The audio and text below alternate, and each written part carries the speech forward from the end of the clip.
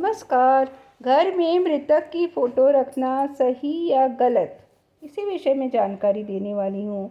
भारतीय संस्कृति में मृतकों के प्रति सम्मान, श्रद्धा और स्मरण का एक विशेष स्थान है। किसी प्रियजन के निधन के बाद लोग उनकी स्मृति को संजोने के लिए विभिन्न माध्यम अपनाते हैं, तो उन्हीं में से एक प्रमुख माध्यम है मृतक की फोटो को घर में लगाना या रखना। किंतु इस पर समय समय पर विभिन्न मतभेद देखने को मिलते हैं। कुछ लोग इसे श्रद्धा का प्रतीक मानते हैं, तो कुछ इसे अशुभ या बाधा उत्पन्न करने वाला मानते हैं। तो धार्मिक दृष्टिकोण से क्या है? गरुड़ पुराण के अनुसार, जो कि मृत्यु और उसके पश्चात की प्रक्रियाओं का विस्तार से वर्णन करता है, तो उसमें उल्लेख है कि मृत आत्मा का उचित क्रिया कर्म और पिंडदान अनिवार्य है, ताकि उनकी आत्मा को शांति प्राप्त हो सके। मृत्यु के तुरंत बाद यदि घर में मृतक की फोटो को पूजा स्थल या घर की मुख्य दीवारों पर लगाया जाए, तो ऐसा माना जाता है कि यह आत्मा को मोह में बांध सकता है। हिंदू शास्त्रों की दृष्टि से हिंदू धर्म में मृत्यु के बाद 13 दिन तक सूतक माना जाता है, तो इस अवधि में घर में कोई पूजा पाठ नहीं होती और मृतक की कोई भी वस्तु या फोटो को विशेष स्थान पर नहीं रखा जाता।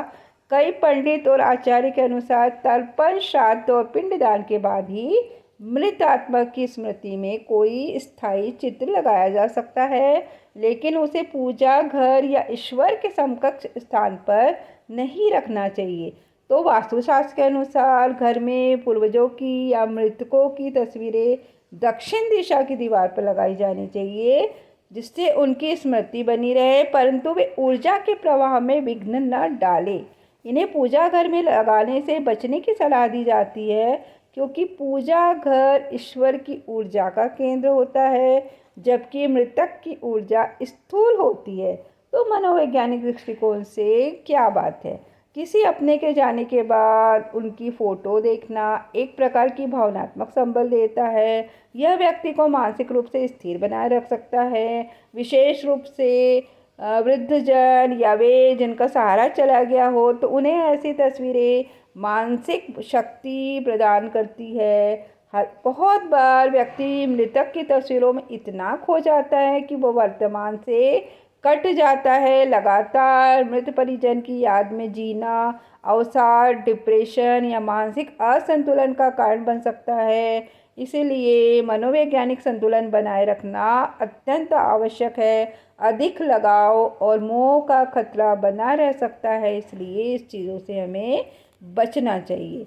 सामाजिक दृष्टिकोण से भारतीय परिवारों में यह आम परंपरा है कि दिवंगत परिजनों की फोटो फ्रेम घर की दीवार पर लगाई जाती है। यह सामाजिक रूप से सम्मान और आदर का प्रतीक माना जाता है। अनेक लोग अपने घर में एक विशेष स्थान पर पूर्वजों की गैलरी बनाते हैं, तो पीढ़ियों को जोड़ने का माध्यम भी बनती है। मृतक व्यक्ति की तस्वीरें मृतक की तस्वीरें नई पीढ़ियों को पारिवारिक इतिहास से जोड़ती है। जब बच्चे या युवा परिजनों की तस्वीरें देखते हैं, तो उन्हें उनके जीवन और योगदान के बारे में जानने का अवसर मिलता है, जिससे पारिवारिक जुड़ाव गहरा होता है।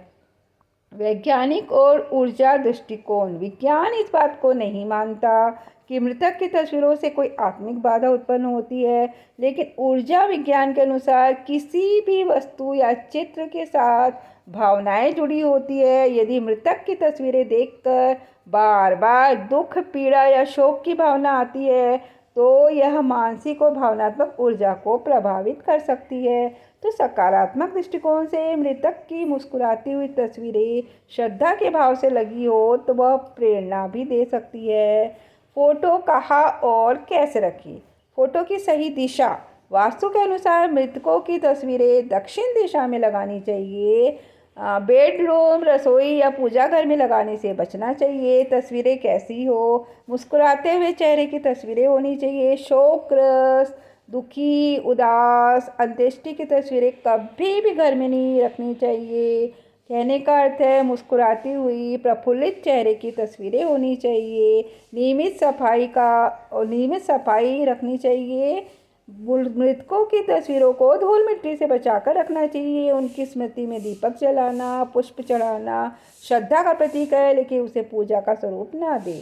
घर की ऊर्जा मानसिक स्थिति पर प्रभाव। यदि मृतकों की तस्वीरें अत्यधिक संख्या में हो जाए तो उन्हें प्रमुखता से पूरे घर में लगाया जाए, मानसिक ऊर्जा को भारी बना सकता है।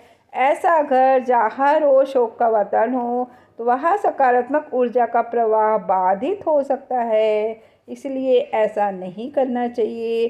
संतुलन बनाए रखना जरूरी है। तो क्या घर में मृतक की फोटो रखना सही है या गलत?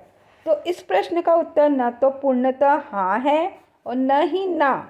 यह व्यक्ति की आस्था, मानसिक स्थिति और पारिवारिक परंपराओं पर निर्भर करता है। यदि धार्मिक दृष्टिकोण से देखें तो कुछ सीमाओं और दिशा निर्देशों का पालन करना आवश्यक है। यदि वैज्ञानिक और मनोवैज्ञानिक दृष्टिकोण से देखें तो यह पूर्णतः व्यक्ति की भावनात्मक स्थिति पर निर्भर करता है, और यदि सामाजिक दृष्टिकोण से देखें तो यह एक सामान्य परंपरा है जो सम्मान का प्रतीक मानी जाती है। श्रद्धा होनी चाहिए पर अंधविश्वास नहीं, स्मृति होनी चाहिए पर मोह नहीं, सम्मान हो पर घर की ऊर्जा पर नकारात्मक प्रभाव न हो। तो कैसी लगी आपको आज की जानकारी? कृपया मुझे कमेंट के माध्यम से अवश्य बताइएगा, और यदि मुझसे कुछ त्रुटि हो गई है तो उसके लिए क्षमा करें। और वीडियो को पूरा देखने के लिए आप सभी का दिल से धन्यवाद।